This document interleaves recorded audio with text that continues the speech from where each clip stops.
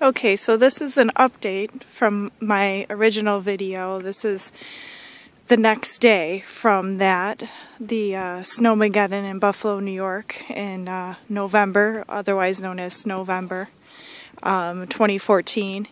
And my car has about a good extra foot on it. There's supposed to be another 2 to 3 feet coming in tonight, so we still have to get my car somehow, some way untombed out of the snow using our shovels by hand.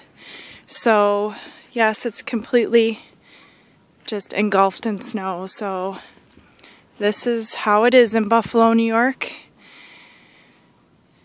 Oh, what fun.